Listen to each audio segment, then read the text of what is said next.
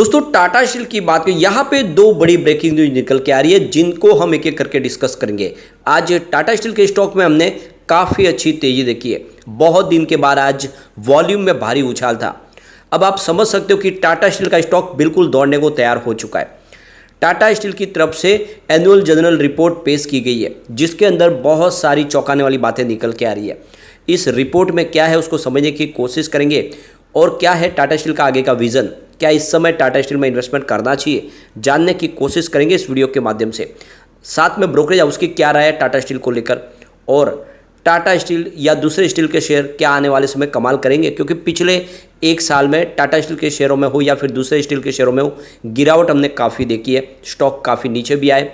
वैसे टाटा स्टील के स्टॉक में जब से स्प्लिट दिया है, यानी पहले फेस वैल्यू 10 रुपीज़ उसको 1 रुपीज़ में बदला, उसके बाद में यहाँ पे लोगों का रुझान तो पॉजिटिव हुआ है, काफ़ी अच्छे वॉल्यूम में कामकाज हुआ है, लेकिन अभी इतनी प्राइस बढ़ी नहीं है। तो क्या करना चाहिए, क्योंकि इस बार कंपनी फिर से प्रॉफिट में भी आई है Q4 में। क्या आगे तेज़ी की संभावना बनेगी, जानने की कोशिश करेंगे इस वीडियो के माध्यम से। लेकिन फ्रेंड उससे पहले अगर आप पहली बार हमारे चैनल पर आए तो चैनल को सब्सक्राइब कर दीजिए, एक बेल आइकॉन दबा दीजिए ताकि जब भी नया वीडियो बने पहला नोटिफिकेशन आपको मिले। वीडियो पसंद आए तो लाइक से जरूर कीजिए। चलो फ्रेंड्स वीडियो स्टार्ट करते हैं। मैं हूँ आपका दोस्त एस.बी. दवे और हमारे अपने चैनल ऑनलाइन कमाई में आपका बहुत बहुत स्वागत है। सबसे पहले अगर हम बाजार की आज बात करें तो BSE सेंसेक्स 63,228 के स्तर पर क्लोजिंग दिया, जहाँ पे 85 पॉइंट की तेजी थी। यानी बाजार में आज कोई खास तेजी नहीं थी, मात्र 0.14% की तेजी देखने को मिली। लेकिन मेटल इंडेक्स ने आज कमाल किया। आप देख सकते हो निफ्टी मेटल 6,214 के स्तर पे करीब 1.42% की तेजी थी, यानी लगभग 1.5% के आसपास की तेजी थी। और उसी हिसाब से टाटा स्टील ने उससे शानदार तेजी बताई है। आप देख सकते हो स्टॉक की शुरुआत 111 पर हुई, यानी शुरुआत पॉजिटिव हुई कल की क्लोजिंग के आसपास। इंट्राडे का 111 का लो है, लेकिन जो हाई है वो है 114 का, यानी काफ़ी अच्छा स्टॉक दौड़ा। अंत में 113.75 पर क्लोजिंग थी, जहाँ पे 2.34% की तेजी देखने को मिली। अब पिछले एक साल के हिसाब से जो इसकी गिरावट थी वो सारी थम चुकी है। आप देखो 1 ईयर के हिसाब से जिसका इन्वेस्टमेंट है उसको 18% का इस समय पॉजिटिव रिटर्न मिल रहा है। 88 के आसपास स्टॉक था एक साल पहले। बात अगर 6 मंथ की करें तो 2.52% की फिर भी यहाँ पे तेजी देखने को मिलेगी, क्योंकि 110 के आसपास स्टॉक था 15 दिसंबर को। अगर हम बात करें 1 मंथ की तो यहाँ पे 5.62% की आपको तेजी देखने को मिलेगी। स्टॉक उस समय 107 के आसपास था। सिर्फ अगर हम 5 दिन की भी बात करें तो 0.98% की तेजी है। तो ये तो क्लियरली समझ में आ रहा है कि पिछले एक साल के हिसाब से जो गिरावट थी वो सारी थम चुकी है। जिसने भी साल भर में निवेश किया होगा उसको यहाँ पे अब बिल्कुल लॉस नहीं हो रहा है। भले प्रॉफिट ना हो लेकिन लॉस तो उनका खत्म हो चुका है। और ये भी आपको ध्यान होगा कोविड काल में तो 25 के आसपास स्टॉक है, उस हिसाब से देखें तो इसका रिटर्न काफ़ी अच्छा है। 1 लाख के निवेश के सामने उनको 4 लाख रुपये तो इस समय मिल ही रहा है।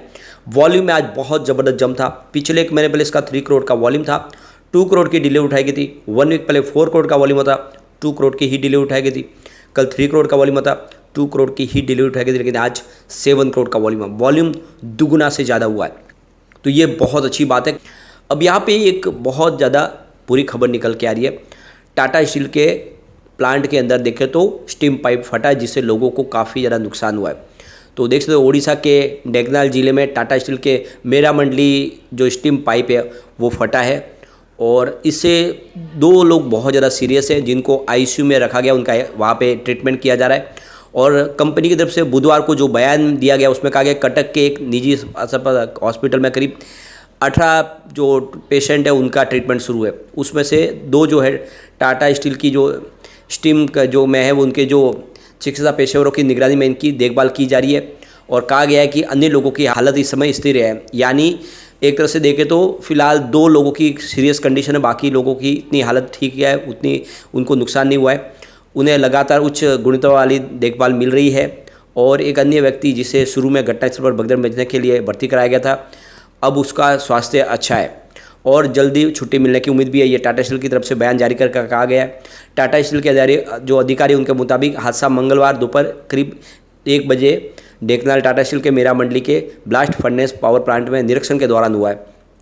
घायल व्यक्तियों को टाटा स्टील के निजी प्लांट में आप देखें तो उनको वहाँ पे भेजा गया है और उनका ट्रीटमेंट वहाँ पे शुरू किया गया है।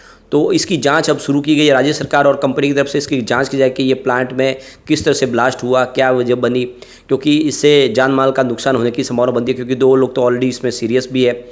तो अभी इसकी जांच होगी और ब्लास्ट फर्नेस प्लांट के अंदर ये सारा हुआ है।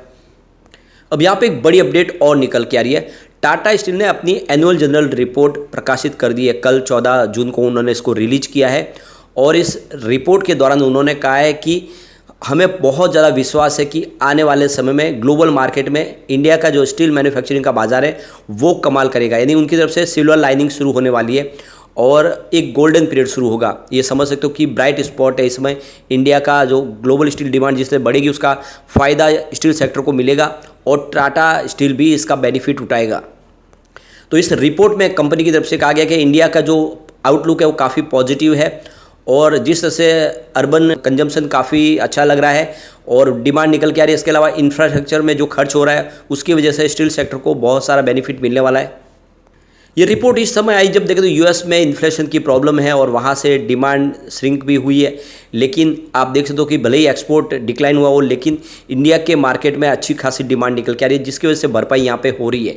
लेकिन ग्लोबल स्लो डाउन है वो भी अब धीरे धीरे आने वाले समय कम होता हुआ दिखाई देगा। इंडिया की जो स्टील डिमांड है वो देखें तो फाइनेंशियल 2023-24 के लिए करीब 6.2% की वृद्धि दिखा रही है, जिसके पीछे जो बड़े वजह निकल के आ रही है कि सरकार ने इस बार काफ़ी ज़्यादा खर्च किया है इंफ्रास्ट्रक्चर के ऊपर। टाटा स्टील की जो सबसे अच्छी बात है कि कंपनी का जो टोटल रेवेन्यू यहाँ पे मिलता है कंपनी जनरेट करे उसमें से 85% इंडिया का उनका योगदान है। ऐसे में कंपनी को ज़्यादा प्रॉब्लम की संभावना नहीं है। इस समय जो डिमांड निकल के आ रही है वो है कंस्ट्रक्शन सेक्टर से, कैपिटल गुड्स है, रेलवेज है, ऑटोमोटिव इंडस्ट्रीज है और काफ़ी अच्छा कर रहे हैं और वहाँ से जिस तरह से डिमांड निकल के आ रही है उसका बेहतर परिणाम आने वाले समय देखने को मिलेगा। मार्च 2023 के दौरान अगर देखें तो जो इंडिया का जो स्टील क्रूड स्टील का प्रोडक्शन है वो 19.88 मिलियन टन्स के आसपास पहुंचा, रिकॉर्ड प्रोडक्शन हुआ और डिलीवरी भी देखें तो आप 18.87 मिलियन टन्स के आसपास दिखाई देगी जो काफ़ी शानदार है। कंपनी के मार्जिनों की बात करें 15 से लेकर 22% की क्वार्टर ऑन क्वार्टर बेसिस पे वृद्धि दिखाई दे रही है। कंपनी ने करीब 3,900 करोड़ रुपीज़ का जो अपना डेट था उसको भी कम किया है और ये सबसे बड़ी बात है। कंपनी का डेट लगातार कम हो रहा है और कंपनी का बिजनेस भी बढ़ रहा है। तो भले ही ग्लोबल मार्केट में इस समय डिमांड कम हो लेकिन इंडिया के बाजार से जिस तरह से डिमांड निकल के आ रही है उसका फ़ायदा टाटा स्टील को मिलेगा और ये रिपोर्ट कह रही है कि टाटा स्टील आने वाले समय कमाल करेगा।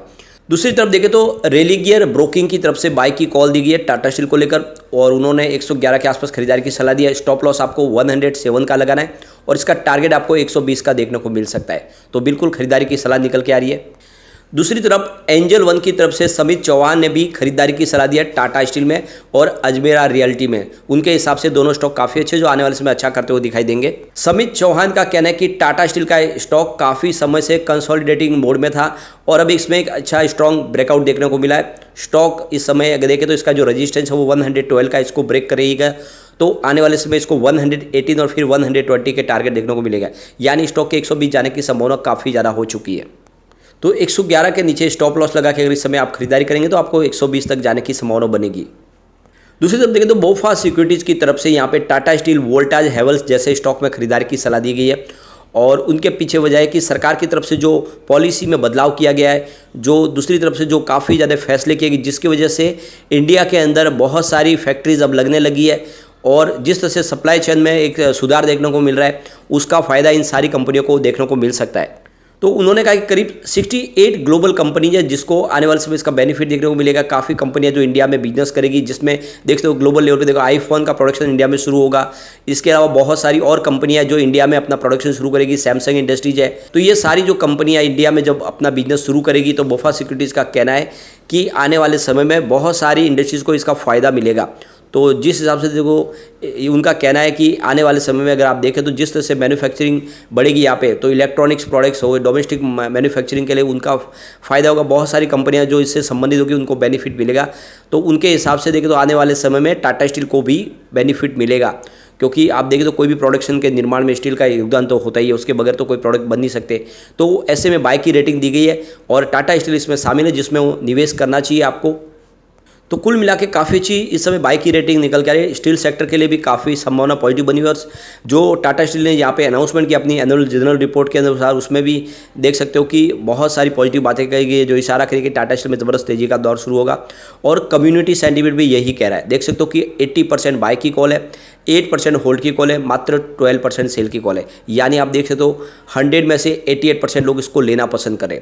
तो बिल्कुल खरीदारी करनी चाहिए। आने वाले समय इसमें गिरावट काफ़ी ज़्यादा हो चुकी है, अब तेज़ी का दौर शुरू होगा और एक लॉन्ग टर्म का नजरिया लेकर निवेश करेंगे तो आपको बम्पर रिटर्न मिल सकता है। लेकिन फ्रेंड, कोई भी इन्वेस्टमेंट करने से पहले अपने फाइनेंशियल एडवाइजर से एक बार ले ले या अपना खुद का रिसर्च करें, क्योंकि मैंने वीडियो आपके एजुकेशनल पर्पज़ के लिए ही बनाया। वीडियो पसंद आए तो लाइक से जरूर कीजिए और चैनल को सब्सक्राइब कर दीजिए।